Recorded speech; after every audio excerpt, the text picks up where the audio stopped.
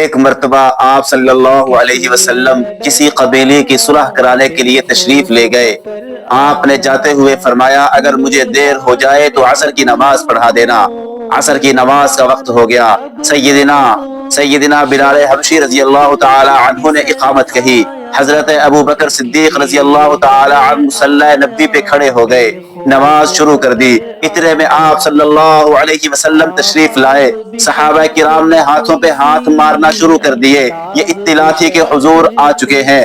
آپ پہلی صف کے قریب تشریف لے گئے۔ سبحان اللہ، کیا ادب ہے! ادب انتہاؤں کو چھو رہا ہے۔ ایسے لوگوں کو دیکھ کر ادب بھی شرماتا ہے۔ آپ نماز کے اندر ایک قدم پیچھے ہٹے۔ آپ صلی اللہ علیہ وسلم نے فرمایا ابو بکر نماز پڑھائیے۔ آپ پھر ہٹے۔ آپ نے پھر فرمایا ابو بکر نماز پڑھائیے۔ آپ ہٹ گئے۔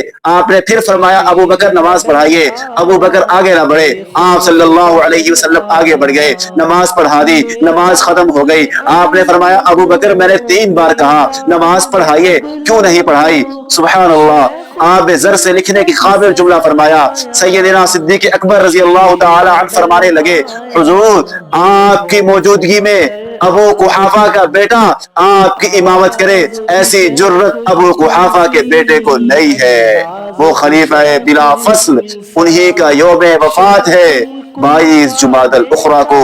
اس دن ان کا تذکرہ خیر کریں۔